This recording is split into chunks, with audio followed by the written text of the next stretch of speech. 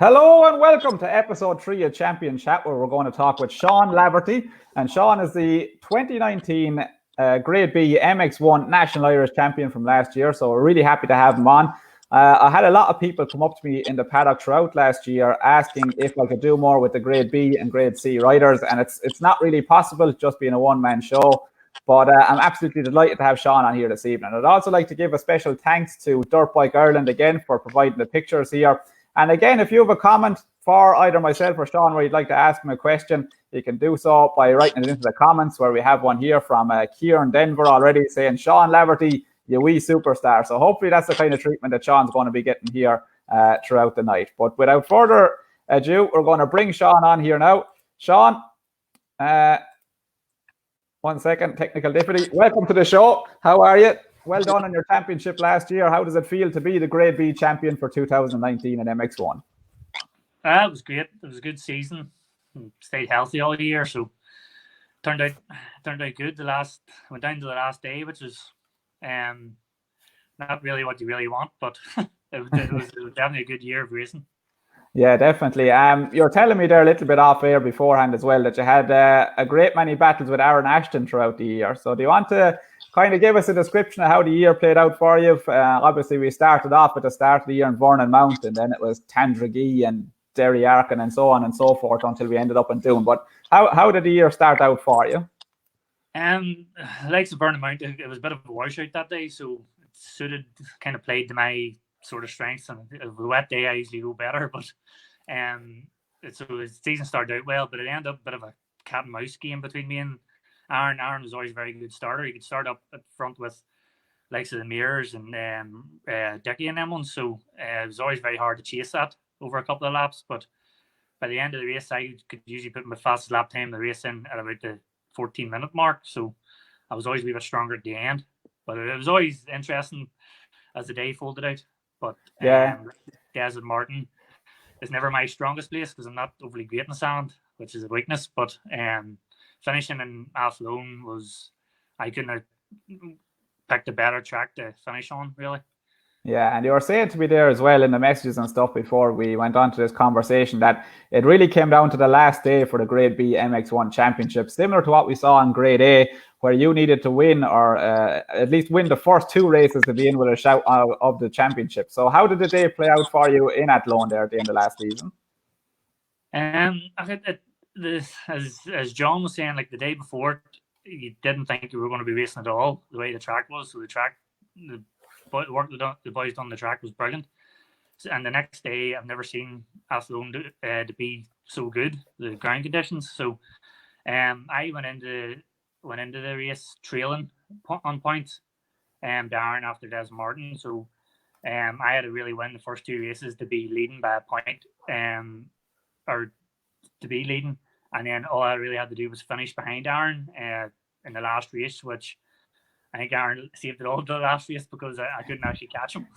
Right, fair enough. So he's probably kicking himself for not being able to put in that kind of performance throughout the year where he could stay ahead of you at the final laps. Is that what you're saying?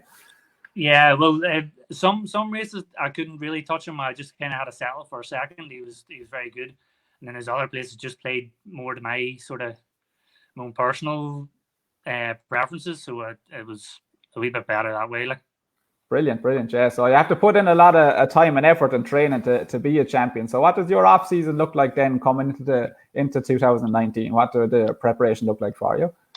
Well, when I'm overworking and stuff, I would try to get a bit of running in. And any time that I'm on the bike, I'd be kind of a wee bit strict of doing my 20-minute, 25-minute motos and things like that there, and really trying to concentrate. And then you can kind of play about the rest of the day if you're still there. Yeah.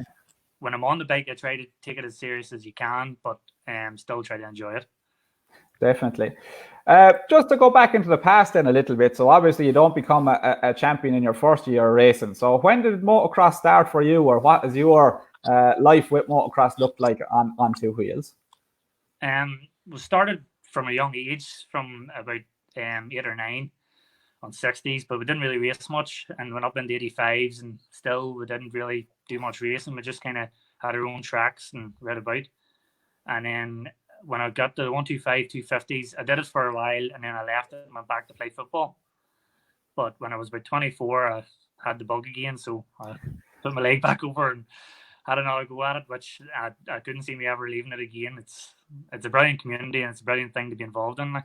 Yeah, definitely. And I think that's maybe a story that a lot of people can talk about. I remember speaking to, I think it was Robert Geary one day down in Vernon Mountain. It would have been a similar story where he did a lot of schoolboy motocross, moved away out of it from when the Bank of Mammy and Daddy maybe went away a bit, but then kind of got the bug again as an adult in your racing. So it's great to see that you've decided to get back on the bike again here. And I have a couple of comments as well. One from Darren Wilkinson. I don't know, whatever that's supposed to mean. We can take it as encouragement.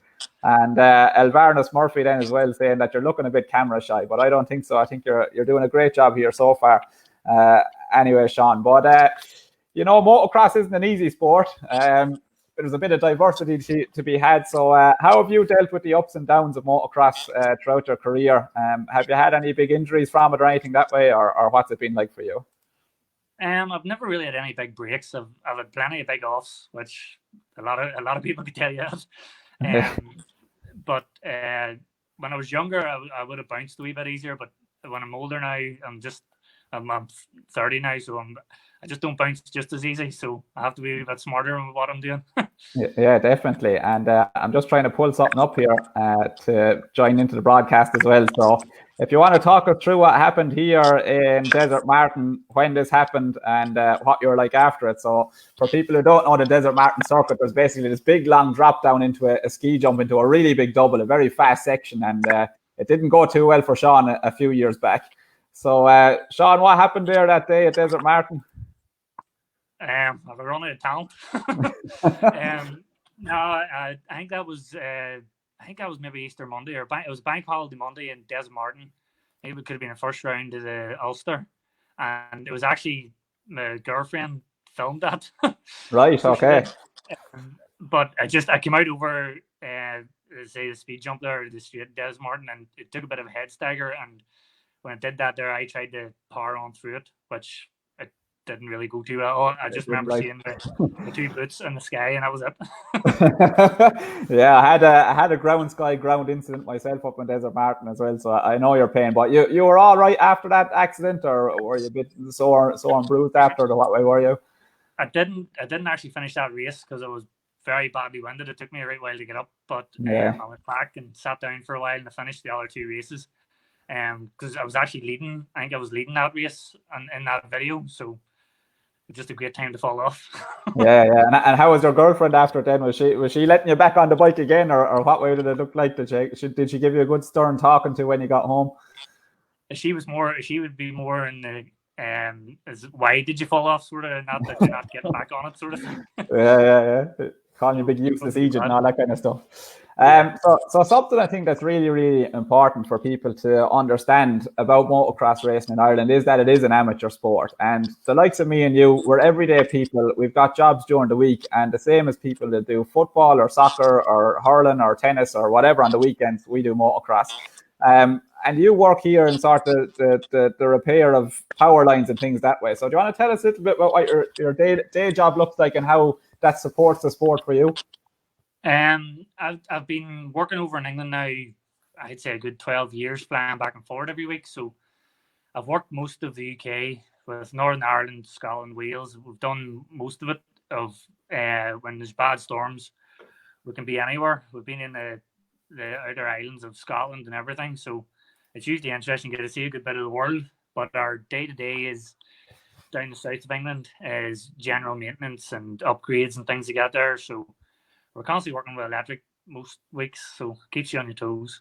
Yeah. What does the working week look like for you then? So obviously you're based in Northern Ireland and the work is in England. So how does that all work with motocross in between? Well, a lot of phone calls. I fly out on a Monday, and then I fly home. It'll be late enough on a Friday evening. So there'll be a lot of phone calls between me and my fiance, and it can be Christopher Bowles as well. He'd be getting a lot of stuff sorted for me, and the likes of Richard Watt and Lawrence Spence as well. So there's usually a lot going on in the background to save as much run about on a Friday evening.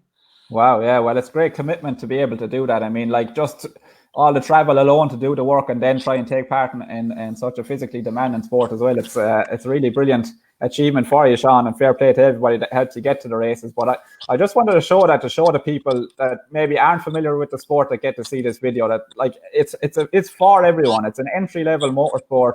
It's low enough cost when you compare to the likes of go-karting or single-seater racing or road bike racing and so on, and it's really enjoyable to be a part of. And Sean is testament to that. Not only having to manage all his work and everything, but being the Grade B champion as well on top of everything this year. It just goes to show that it really is a sport for everyone. But we have some big news as well, and this might tie into one of the comments that were put onto the Facebook page as well, and that there's a new track coming for Northern Ireland. And I'm going to share a video of it now that Sean sent to me. And Sean, maybe you can talk us through this here a little bit as well. What have you got going on up there? This new track has been talking about it for a couple of years. It's a friend of our family's that owns the ground, and he's always wanted a track. So Lawrence Spence has said, right, we'll design a track and we'll build it. So there's a lot of man hours that was volunteer work sort of thing to get it built, and it's all kind of natural. It's kind of based like an Athlone, like a Vernon Mount sort of thing, that it's all natural terrain with some modern jumps, and we want it that every day that you race on it, it turns ruddy and it turns technical the way motocross was, instead of groomed tracks. It seems to be a lot now that we're doing a lot of racing on sand and things like that there, which these old tracks are dying away, which we would like to try to keep that going.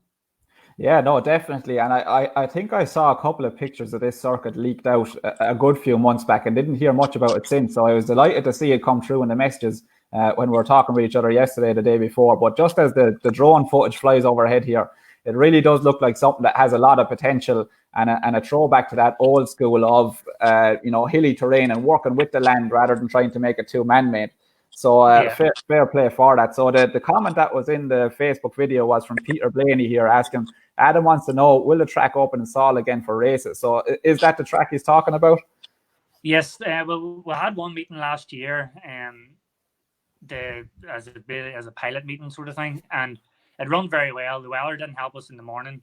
We were actually watering the track the night before. It was that dry, but it was drying in front of our eyes, so we left it to water the next morning, and it rained all night. So it put a lot of people off, but the people that did turn up got a great showing from Glenn McCormick and Tommy Martin. They were burned all day. We didn't get to watch them racing ourselves, but the track turned out brilliant, and I got brilliant support from the community as well. A lot of people that doesn't watch racing, like from the soccer club and the Gaelic club, that young ones were up watching. It was like a fun day near enough for all these kids everywhere, and they thought this was brilliant because they'd never seen it before.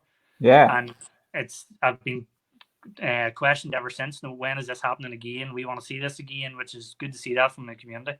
I'm absolutely delighted to hear that, because I mean that's the whole mission of what we're trying to do here with these videos in Ireland, is to try and promote the sport a bit and show it out to the wider audience. It's not people in housing estates, it's not lads tearing through town parks and things that way. There's a real good club atmosphere around it, and a real spectacle as well for people to go and see. I mean, the racing really is spectacular, and you can see all the circuit from one vantage point usually as well. But whereabouts in Northern Ireland is this new track then? Because I'm not too familiar with the geography of the place. It's in Saul, County Down, just outside Downpatrick. Right. Okay. Fair enough. So it's within reach of people coming up from the south then as well. If there's racing on up there, that they could come up the M1 and get to it. Yeah. We were hoping to hold a practice day earlier at the start of the year just to get a practice day run on it, but with everything else going on, we haven't got anywhere near it. Yeah, and there's awful rain as well at the start of the year as well, which is why this coronavirus is such a curse now, that we have lovely weather looking out at it and we can't go and ride bikes. We just have a couple more comments here coming in on Facebook. So one is from Colleen Morrison saying, Milo says, well done, Uncle Sean. So I'm sure you're delighted with that support there. And from Michelle Laverty then, there's a question, will the youth be allowed to race on it in the future in this new track? Yes, well, we're going to, on the practice day, it was going to be adult and youth, and the first race day was going to be a youth race day. So that was supposed to be in the plans, but as I say, the way things are going now at the minute, we don't know what will get run. We'll maybe just get a practice day at the end of the year, maybe. Yeah, brilliant. All right, well, look, Sean, I've kind of run out of questions here at the end of it. I think we've kind of touched off everything you wanted. Actually, there was a few people that you wanted to thank for this year as well for support with your racing. So would you like to give a shout out to them as well? It's just fiance Keelan and Chris Bowles, because Chris Bowles done a lot of the donkey work whenever we're at the racing, washing bikes and sorting stuff out, and Keelan was sorting goggles and entries and things like that there. And the likes of Richard Watt and Lawrence Spence and Chris Eccles as well for sorting a lot of stuff in the background, because I'm good at breaking stuff as well. Aren't we all? So that's kind of what it's all about. But look at Sean, we'll wrap it up here now. Thank you very much for coming on to join us here this evening. It's been really great to talk to you. I know it can be a little bit nerve-wracking when you're not used to having the limelight shone on you, but you're up to grade A now next year. So, we might have many more interviews in the future, depending on how you go and things that way. But I'm really looking forward to catching up with you again on the circuits as soon as we're back racing again. Thank you. And hopefully you get back racing soon. Brilliant, yeah. So just to wrap it up here now, obviously this video has been brought to you by beforemx.com, the Classified Ads website for everything off-road. Motoklik, which is the suspension setup device, and Sean has seen this in action a little bit through a mutual contact that we might get to speak to about in the future as well. So this is the suspension setup product. Thank you very much to the people who have emailed subscribed to that already. I'm going to try and get out a private video for you guys to let you know where we're at. And if you want to be involved or know more about the product as well, then be sure to get onto the website, motoklik.com. There'll be a little pop-up there for you to enter in your email address. And something else that I wanted to show you here as well was our factory fins. And this is a new one for the Alpine Stars SuperTech SM10 helmet, I think it's called. So you can see it here. This is a prototype we mocked up. So if you want to find out more about that, go on to the Factory Fins Instagram page. And something I'd mentioned a few times as well about the multicolor aspect. So here's an example of that I was trying out as well, where you have another color in between. So thank you very much, everyone, for joining us here this evening. Sean, thanks once again for your time. And we're looking up to catch up with the next rider, who will be Conor Mullen, the Grade B MX2 National Irish Champion from 2019. We'll try and catch up with him in the next couple of days as well. Until the next time, we'll talk to you then. Sean, thanks again. Bye. Bye-bye.